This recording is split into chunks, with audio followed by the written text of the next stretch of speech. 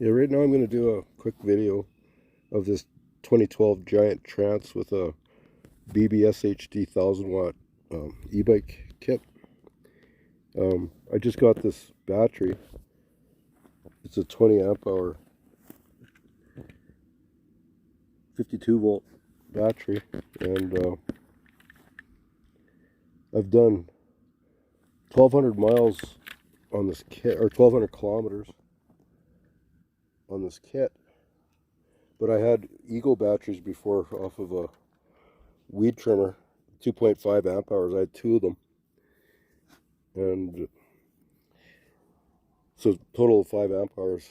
And this battery does seem a lot better. It's got more power, more range, but I don't think it's a real 20 amp hour battery. I think that it's probably 17 or 15, around there. So to mount this battery, this is a medium frame giant Trance with 26-inch tires. It's an X1 model. There's no extra room to fit. Like, if this was a small frame, it wouldn't have fit, because you have to slide the battery down. After you unlock the key there, you slide the battery down about half an inch to unclip it off the off this mount right here. And so you have to have at least maybe even an inch. You have to have that much to slide. You have to have that much room to slide back to get it off if you ever want to take it off. So a small frame wouldn't fit this battery. I just made that shield for the motor, just to keep the dirt and water off of it, just out of a 5-liter jug of oil, and it's been working pretty good. The one thing I don't like is the chain line. I don't know if I can get a view of it, but it's offset. So this, if I go above the lowest gear, or like the 5 lowest gears, that's the only ones I can use. If I go above 5 to the top 5, it'll just derail the chain on the chain link. So I ordered a Luna Eclipse chain ring that's offset by an inch. I think that'll do it. I don't know if you can see but it's not, like, even on the smallest gear, it's still sitting out too far. So it's not even in line with the smallest gear, but it runs really well on the smallest gear. So it's got a good top speed. It does about 30 miles per hour, around 50 kilometers an hour if you're pedaling on max power. With the bigger chainring, it could probably go faster, but I think it's plenty fast enough. I never even ever put it on 9 unless I'm just testing for top speed. It's the only time I've ever really used it, but it's too powerful on 9 for almost any type of riding you need to do. So anyways, that's the bike. I'm going to go for a quick ride.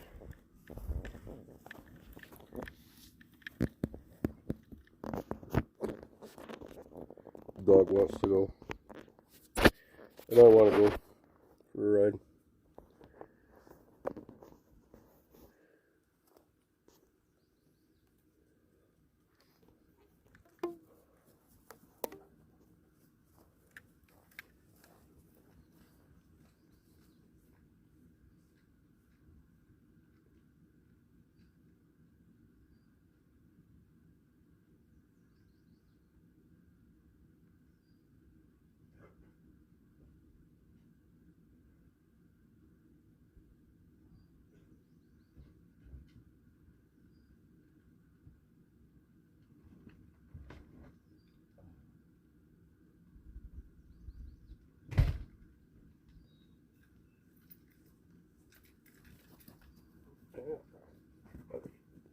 Let's go. Hey, quit biting.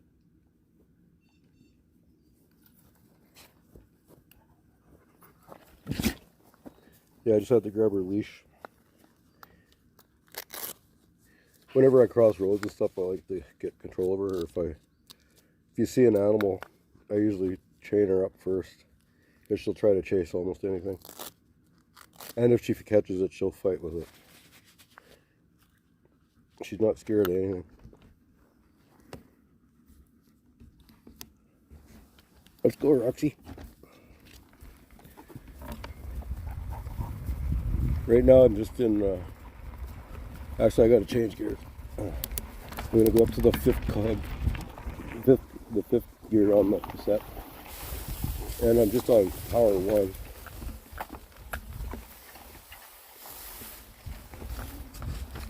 I usually go on 3 here. Now I'm on 3.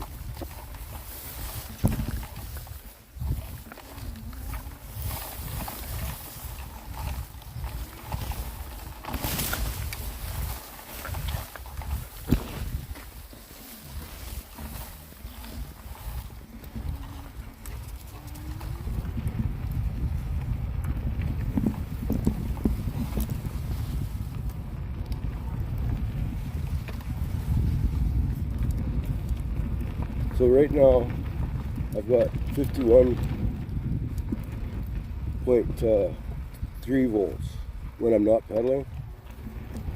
Drops down to 48.6.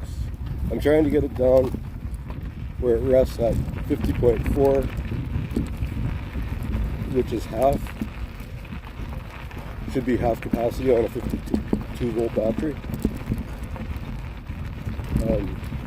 Then I'm going to measure how much power goes back into it to get it right full to 58.8, and I'll try to get a video of all that, and then we'll try to figure out what kind of capacity this really has, this battery. I'm happy with the battery's good. It's just I know it's not a 20 amp, and that's what it's advertised as, but it's not getting near the mileage I thought it would compared to the 5 amp hours I was using before. It really only seems maybe twice as good or a bit better, maybe like a 13 amp hour. It's really hard to say until I ride it a bit more. I've only done maybe four or 5 charges on it from around half. I haven't taken the battery below half. By much, anyways.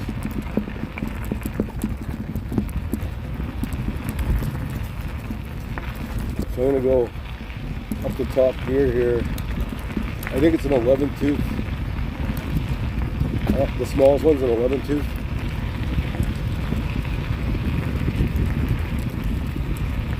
I'm not pedaling very hard. I'm doing 15. She's right beside me.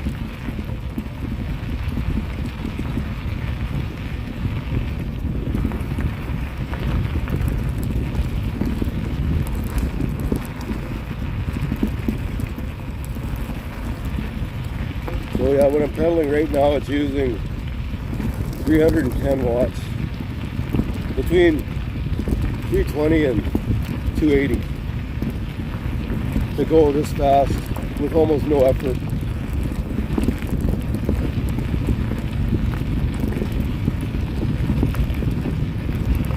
I guess we're going 25 kilometers an hour, or 15 miles per hour.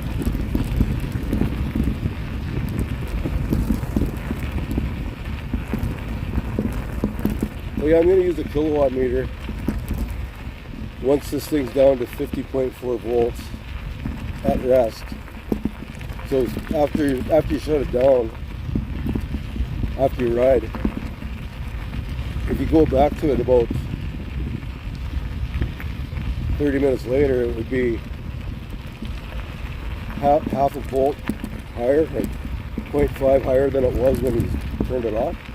So it slowly climbs when it's at rest. So I'm going to let it get to a resting voltage of 50.4, and then I'm going to charge it. And if it should take a half a kilowatt. If it is a 20 amp hour, it should take half a kilowatt, or a little higher even, probably like 5.5 kilowatts with the losses from charging. You lose probably around 10%. So I should be able to put 550 on the meter into it if it's a real 20 amp hour, and if it's not, if it only takes 400 or like 400 watts or 0.4 kilowatts, then it's definitely a smaller battery than advertised. So that's my goal for today, is to try to measure what this battery really is. Not that I'm complaining about it, I'm happy with it.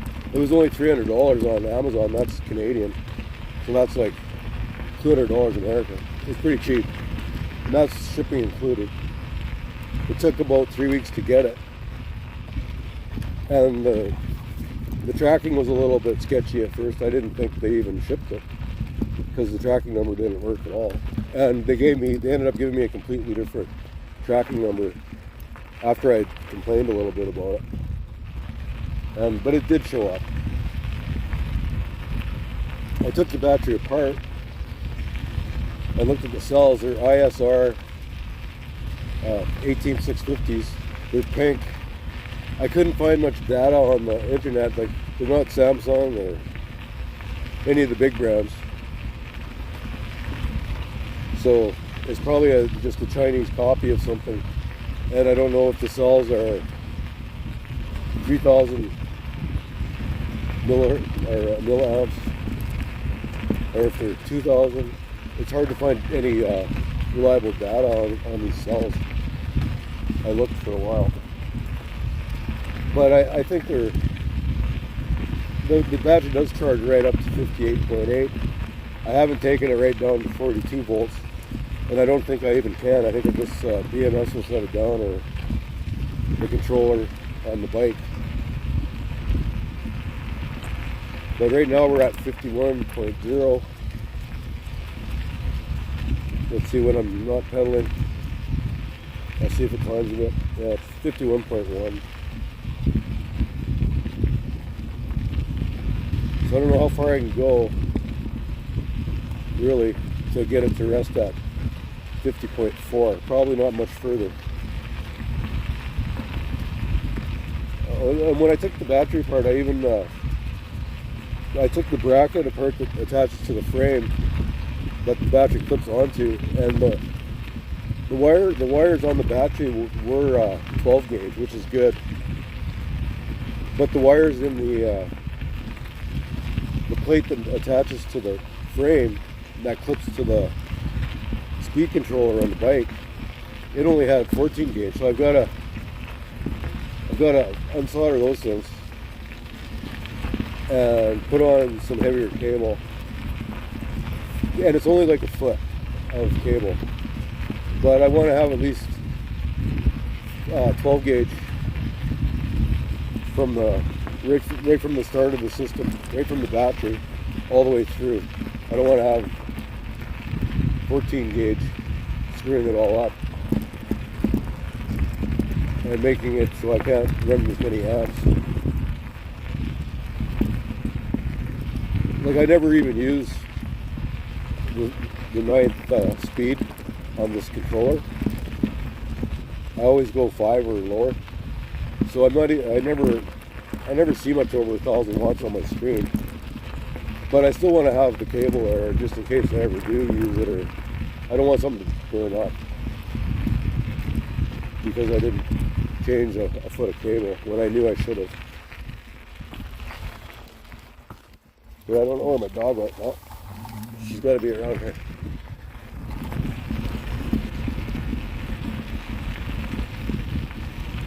Roxy! Roxy! I don't know how far back she is. There she is. She went for a drink. Hi, Roxy. I've already ran her a fair bit today, so she's tired. Come on, Roxy. But she's still wanting to go again.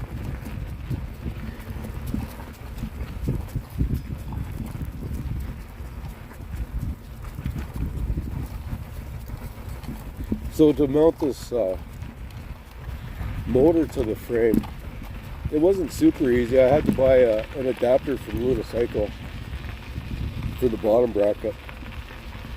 I forget what it was called, like PF41 or something was the part number. I think that's it. It's just a little bracket, but I think you need it to do this particular model anyway, with a press-in bottom bracket. And it's 92 millimeters across, and the Bafang motor is what I ordered was 100, so I had to buy little spacers too, about 8 millimeters of spacers to make it all fit right.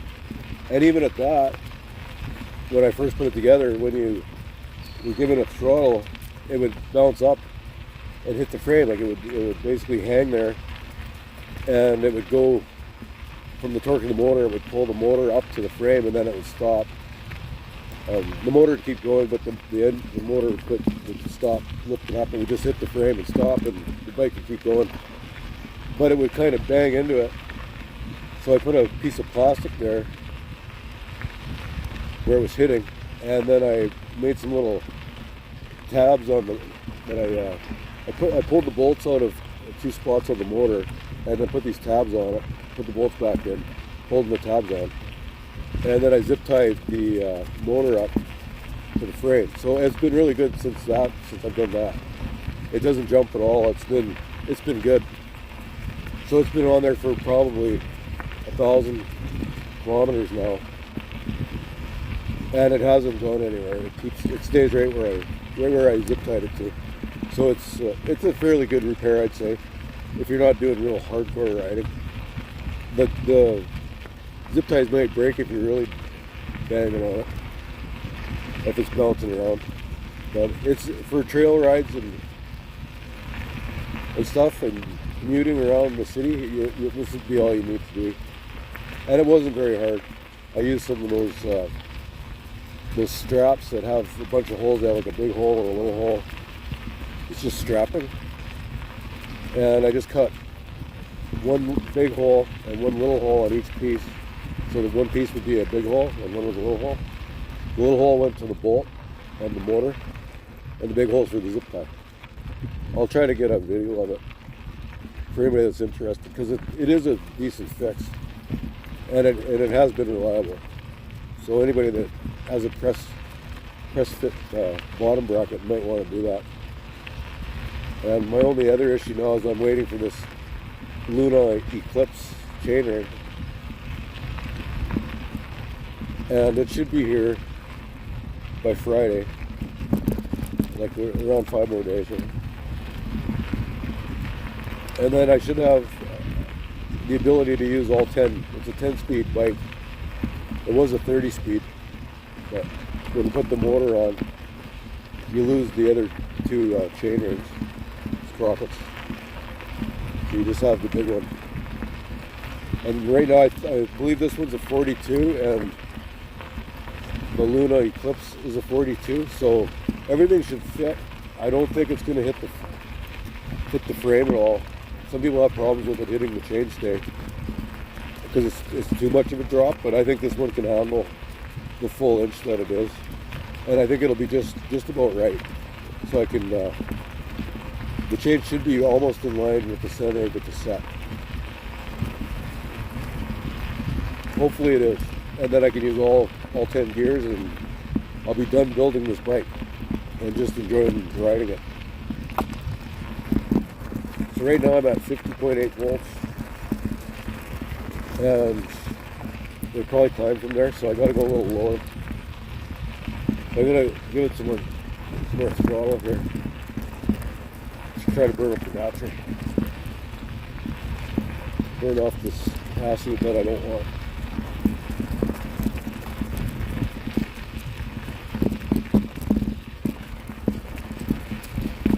So right now when I pedal, just like one little pedal, and it jumps up to 500 watts. So I put it on level 5.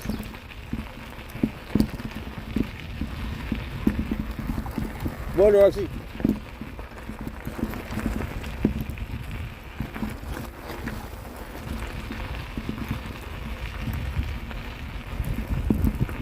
There's a car driving by on the road. The road's about 100 yards over to my right. She usually kind of chases them, but stays on this trail and chases them So she's catching up to me now.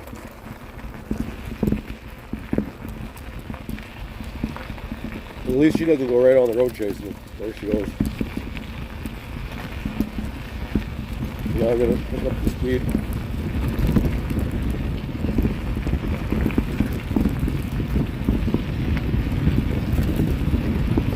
I'm barely even putting any effort in and going 20 miles an hour. I am in the highest gear. So I'm on the 11-tooth rear sprocket with a 42 front. And this is like a really easy, casual pedaling speed. So I can maintain this for a long time.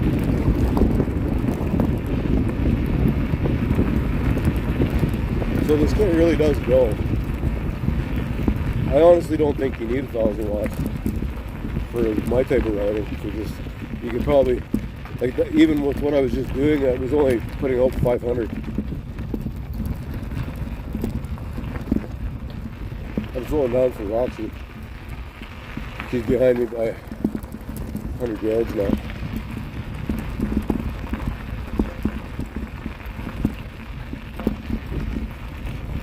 Now I'm at 50.3, 50.4 at rest. So I got to bring it down even more because it climbs after you let it sit for a while.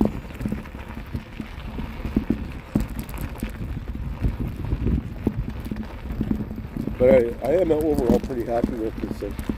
The only issues were the bottom bracket, where it was not holding tight to the bottom bracket and the motor was jumping up. And that wasn't even a really big deal, but it might chip your paint after a while or something, so you don't want to leave it like that.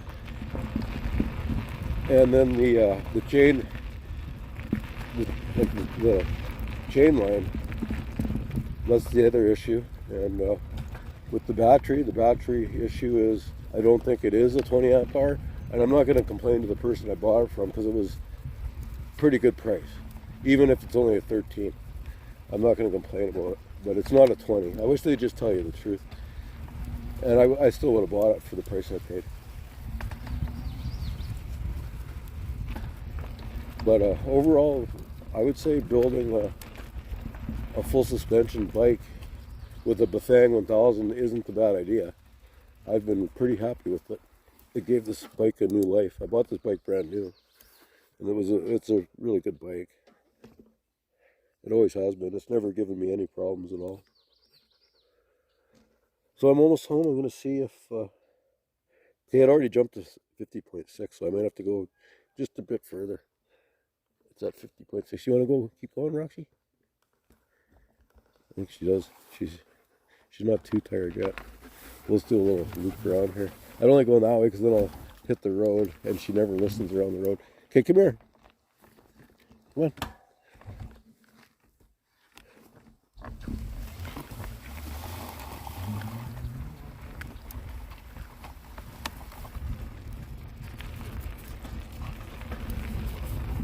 Now she's biting me to try and slow me down. She just grabs my foot and pulls back. I have trained her to bite, so she likes to bite. She thinks it's a game. So she is a guard dog, but she bites a little bit too rough sometimes when she's not supposed to.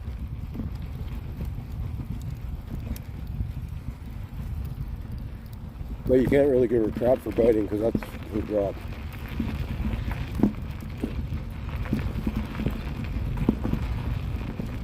So I don't want her to think it's bad 1 second and then okay the next. It just confuses the hell out of her. So I never really give her crap for biting unless she's actually hurting me.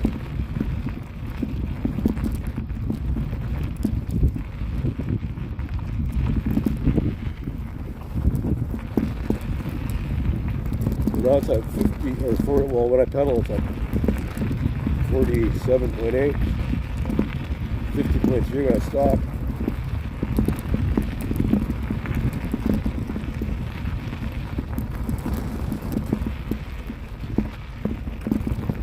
.4 when I stop there, so not sure how low I gotta go, where it'll rest at 50.4. I guess if I turn it on in half an hour and it's at 50.7, I'll just go for a little ride. I'll get it down to 50.4 and then I'll start the video on how many kilowatts it takes with a kilowatt meter. And my guess is it'll probably take 400 to 450. Around 400. And I'll just have to calculate what size battery that is. And estimate how much losses I get in the charge while charging it. So probably, most people say around 10%. I'll go with that. So if it's at 400 watts, I'll take off 40 and call it 360 going in. And then I'll calculate the amp hours from a half charge. We'll see if it's a 13 or a 15 or a 17. To me, it feels like it's probably around the 15. Just from my previous experience with the 5 amp hours and the Eagle weed trimmer batteries. And they're 56 volt. But they actually ran at the same voltage levels as this battery does. They charge up to about 57.5, and then they would. Although there was one ride where I went probably a little too far with them, and I took them down, and the whole bike was shutting down. I think it was around 44 volts at rest, so I'd have to let it rest, and it would climb a little bit, and then I'd be able to ride it only on power level 1. But I could ride it for a mile or two, and then it would stop again, like be below the threshold where it shuts down, and then it would slowly climb. So it shut down pretty early, so you aren't really putting the battery at risk. I'm pretty sure it was right around 44 volts, maybe even 45 when that happened. And it shut down to save the battery, and then I checked the voltage with the multimeter. It was still well above the 0% 42, which would be 42 on the chart that I use. So the chart I use is 58.8 is full, and 42 is empty. And 45 is kind of the safe range to stop under normal circumstances. You keep it at 45 and above, you won't do any battery damage, or very little. That's the safe zone. Right now I'm at 50.4 at rest. So I'll pedal hard for this last little stretch. Come on, Roxy. She's pretty tired. She can usually go a lot more miles than this before she slows down like this. She's pretty tired just from the day of running, and even yesterday. I pretty much run her every day, at least once. Usually when I'm working, I come home at lunch and take her for a quick ride.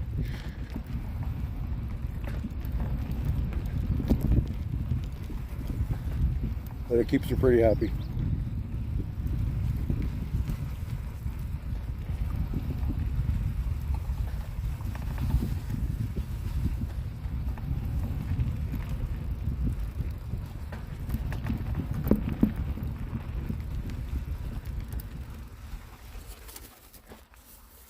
She's heading home. Usually she doesn't head right down the trail. She wants to keep going.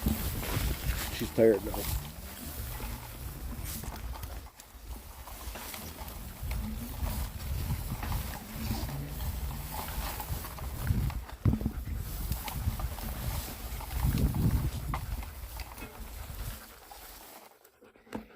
So I'll stop here and then I'll do a video on the battery charging.